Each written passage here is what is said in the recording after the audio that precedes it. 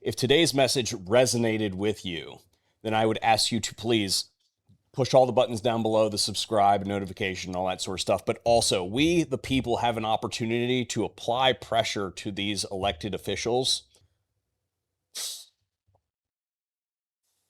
Last night, Todd Blanche was confirmed as Attorney General of the United States. And I've got to be honest with you, I'm not entirely sure that this is a positive move for the Second Amendment movement, freedom, liberty, the Constitution.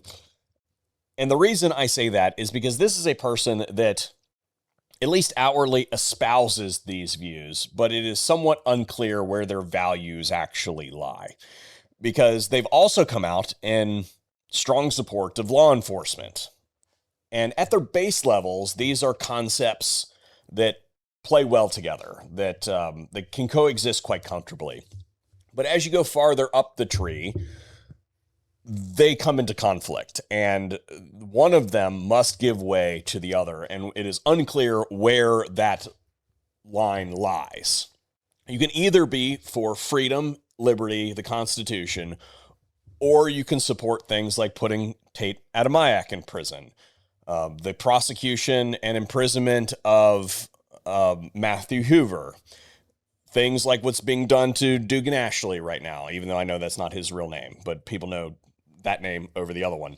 You either support and defend the Constitution of the United States, the Second Amendment, and the right to keep and bear arms, or you support the regulatory structure that has been built over the course of the last 90 years and used as a bludgeon to pacify the American people and strip them of their God-given inalienable rights that are enshrined in the Constitution through the National Firearms Act and all of the gun control that has been built on top of it, and is a regulatory structure that is used by law enforcement to achieve ends that would otherwise be deemed unconstitutional.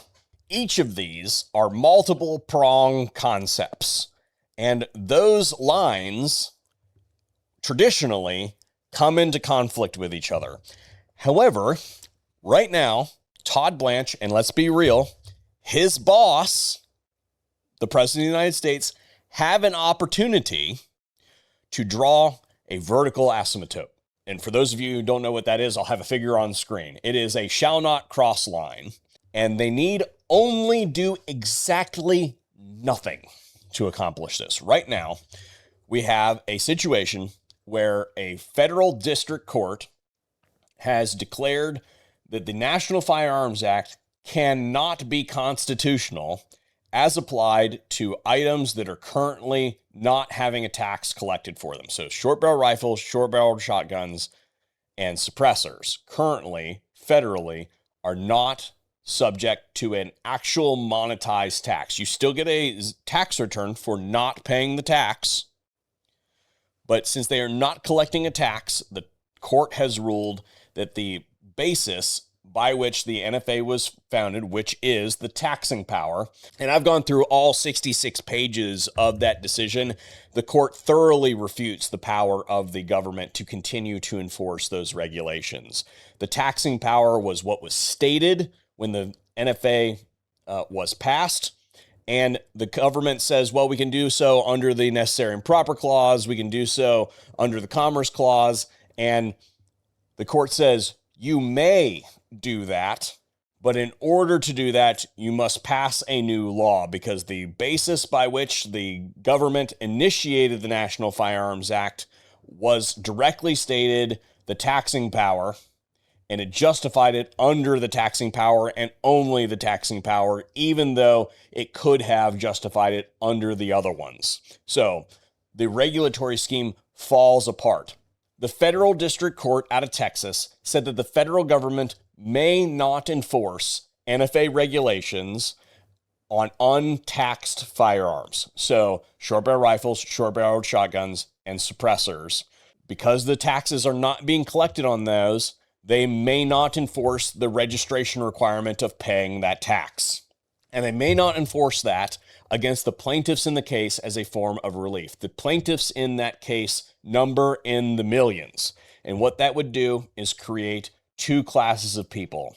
And the two classes of people would be those that the regulations apply to and those that the regulations do not apply to, which creates a constitutional dilemma that will effectively end the National Firearms Act. Now, those that are detractors of this lie, and they say that these items will be entirely unregulated, and that is not true. Under this situation, these would fall to Gun Control Act regulation, GCA regulation, and that means that a suppressor would be treated just like a handgun would be.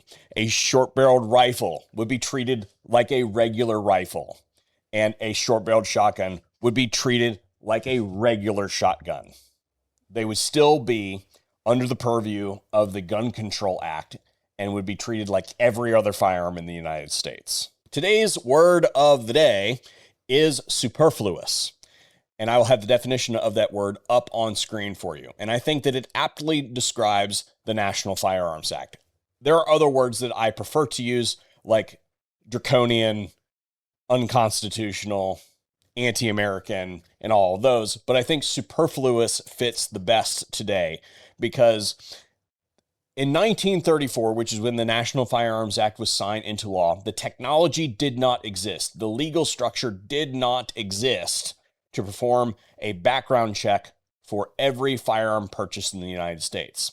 In the 1990s, that changed. I have my own thoughts about that. However, the structure that we currently use, and let's be real, the National Firearms Branch of the ATF use for the background checks for the NFA transfers and productions. The NICS background check that is performed every single time a firearm is purchased in the United States was predated by the NFA by 60 years.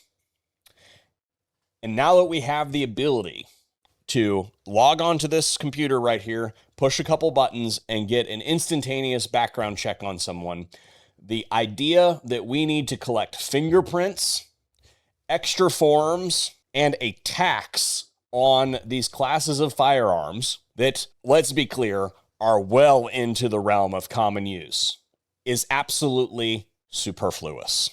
I have an obligation to protect the Second Amendment. I ran on the Second Amendment, among many other things, and I will always protect the Second Amendment. Mr.